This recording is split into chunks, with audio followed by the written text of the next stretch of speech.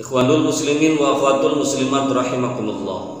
Selama kita berada di Madinah, perbanyaklah kita sholat berjamaah. Kalau bisa setiap waktunya kita sholat berjamaah di Masjid Nabawi. Karena betapa sulitnya sholat di sana. Karena jarak kita dari Indonesia ke sana itu teramat sangat jauh dan ongkosnya pun teramat sangat mahal. Makanya ketika kita berada di Madinah, jangan pernah menyia-nyiakan waktu, sholatlah berjamaah di sana setiap waktunya. Dan nilai sholatnya pun betapa sangat luar biasa.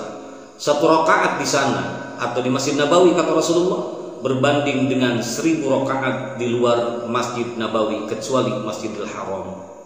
Atau sekali sholat di sana berbanding 1000 kali sholat di luar daripada Masjid Nabawi kecuali di Masjidil Haram.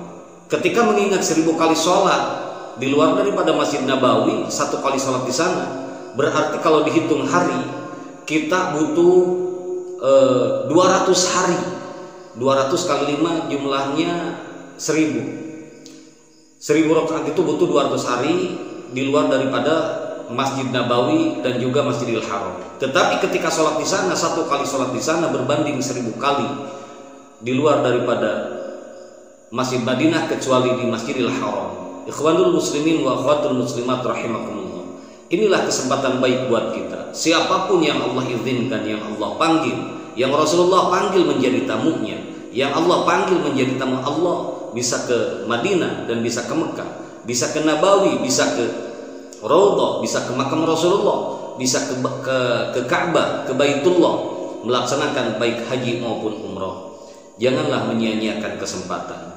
Oleh karenanya, setelah kita memperbanyak sholat di sana, perbanyak juga membaca sholawat kepada Nabi Muhammad SAW sebagai bentuk rasa kecintaan kita, melepas kerinduan di makamnya Rasulullah SAW, melepas kerinduan di tempat terakhirnya Rasulullah SAW, melepas kerinduan di kampung halamannya Rasulullah SAW. Ikhwanul muslimin wa akhwatul muslimat rahimakumullah. Apa cukup di situ? Tidak. Ketika ada mutawif, ketika ada pembimbing, pasti kita akan dibimbing lewat mutawif tersebut, diajak ke makamnya Rasulullah SAW ataupun ke Raudhah. Cuman tetapi kalau tanpa mutawif yang tahu situasi dan kondisi di sana, ketika kita ingin sendirian ke makam Rasulullah, ke Raudhah, itu sangat sulit karena situasinya tuh bukan seperti di Indonesia, bukan seperti di kampung halaman kita. Di sana tuh banyak orang sekali, bukan ratusan, ribuan, bahkan puluhan, bahkan sampai ratusan ribu, apalagi ketika musim haji.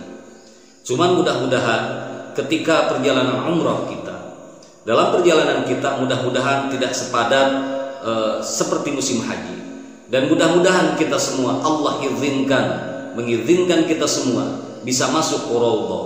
Dan Raudhah itu tidak terlalu besar, tempatnya tidak terlalu besar, hanya kurang lebih 22 meter kali 15 meter. Sekali lagi, ukuran Raudhah itu tidak terlalu besar, hanya 22 meter kali 15 meter, sisanya pelebaran saja. Nah, bagaimana ketika kita mau masuk ke Raudhah? Nah, ketika kita mau masuk ke Raudhah, pelajari dulu situasi dan kondisi di Raudhah tersebut. Biasanya ketika tidak dipelajari terlebih dahulu, kapan saat yang tepat kita masuk ke Raudhah, itu teramat sulit, apalagi ketika waktu sholat. Setelahnya, oleh karenanya, untuk kita bisa masuk ke Raudhah, bisa sholat di sana, bisa berdoa di sana, sebaiknya kita mendekat pintu Raudhah sebelum azan, 1 atau 2 jam sebelum azan kita mendekati Raudhah dulu, minimal 30 menit kita mendekati pintu di mana pintu masuk Raudhah tersebut. Kira-kira muadzin mau azan kurang lebih 2 atau 3 menit, lalu cepat-cepatlah kita masuk ke Raudhah karena telat sedikit keburu penuh. Biasanya ketika adzan dikumandangkan, maka jemaah yang sudah ada di dalam Raudhah ketika adzan tiba, maka itu tidak diusir oleh askar atau tidak dikeluarkan oleh askar, dibiarkan. Nah, itu kesempatan terbaik kita bisa sholat di Raudhah. Subhanallah. Lalu waktu yang khusus untuk jamaah muslim, jangan pernah memaksakan diri, tetapi kita tetap selalu berwaspada, kita selalu berikhtiar, ikhlas dan memohon kepada Allah agar kiranya kita diizinkan untuk bisa masuk di Raudhah. Cuman ada waktu khusus untuk jemaah muslimah, yaitu otoritas Masjid Nabawi memberikan waktu khusus untuk para jemaah muslimah. Di antaranya yaitu di waktu duha, kira-kira dari jam 8 sampai jam 10 pagi, dan waktu zuhurnya dari zuhur sampai jam 14.30 kurang lebih, atau tengah malamnya kurang lebih jam 23. Nah, itu bisa dilakukan, itu bisa diikhtiarkan ketika kita kepengen sekali masuk ke Raudhah. Ikhwanul muslimin wa akhwatul muslimat rahimakumullah, semoga kita bisa masuk ke Raudhah tanpa bimbingan mutawif. Kesempatan terbaik, sekali lagi, belum tentu datang kedua apalagi ketiga kalinya. Makanya ketika ada kesempatan ke sana, jangan pernah menyia-nyiakannya itu. Yang selanjutnya, berdoa di makam Rasulullah ataupun di Raudhah. Nah, ini yang menjadi pertanyaan hebat. Apa yang harus kita baca ketika di sana? Apa yang harus kita baca ketika di makam Rasulullah? Dan apa yang harus kita baca ketika kita berada di Raudhah? Ikhwanul muslimin wa akhwatul muslimat rahimakumullah. Sebaiknya ketika kita sudah masuk di Raudhah ataupun masuk di makamnya Rasulullah Sallallahu Alaihi Wasallam, sebaiknya kita berdoa atau menyampaikan salam, mengucapkan salam untuk Rasulullah Sallallahu Alaihi Wasallam. Bacaan salam dan juga sholawat di makam Nabi dan juga di Raudhah. Di antaranya boleh seperti yang akan saya baca, atau boleh ketika ada yang lain juga silahkan, tidak masalah juga.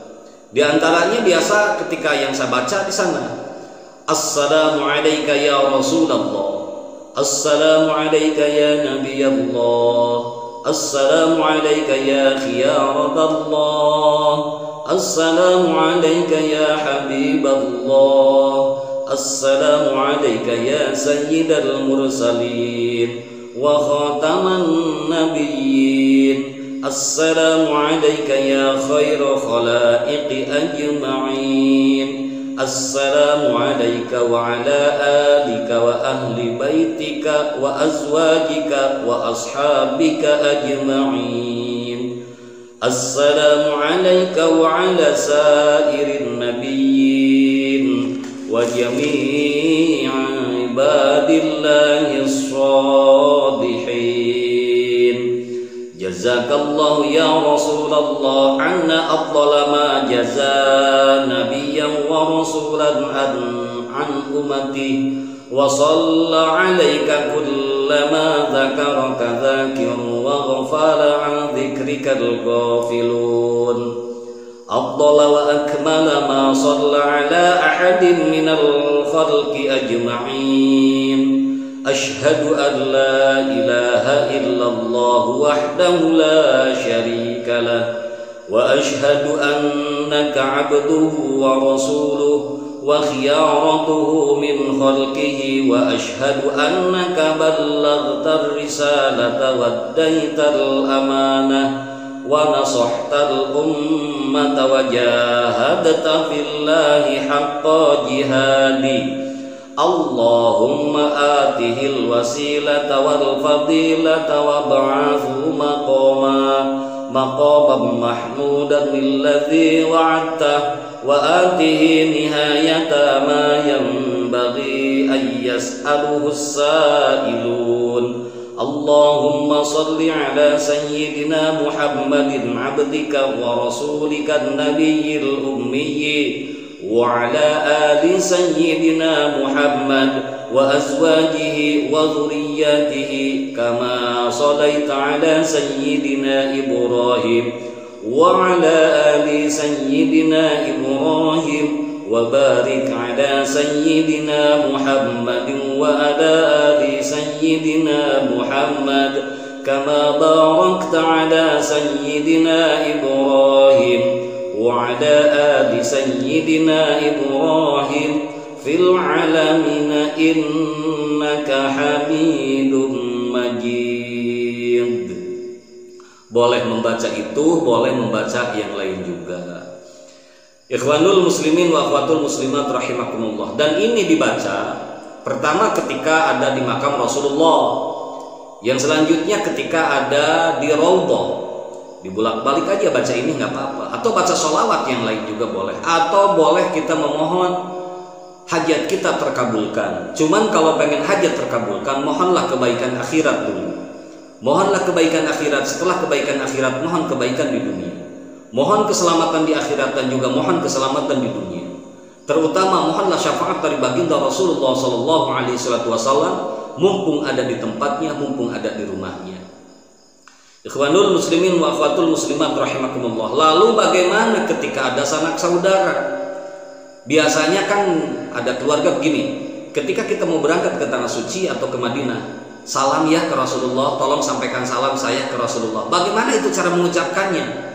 Minimal assalamu alayka ya Rasulullah min fulan bin fulan, atau ya dianggap seperti itu, assalamu alayka ya Rasulullah min fulan bin fulan. Kalau untuk saya pribadi, assalamu alayka ya Rasulullah, udah cukup itu untuk pribadi.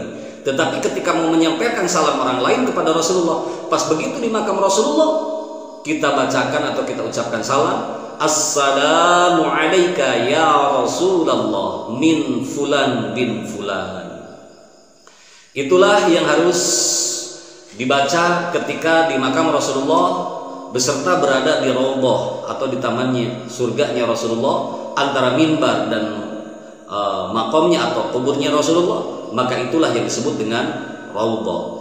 Berharap kepada Allah Subhanahu wa taala, mohon pertolongan terhadap Allah Subhanahu wa taala, mohon dipanggil oleh Rasulullah SAW agar kiranya kita bisa masuk ke Raudhah, agar kiranya kita bisa setiap hari berziarah ke makamnya Rasulullah.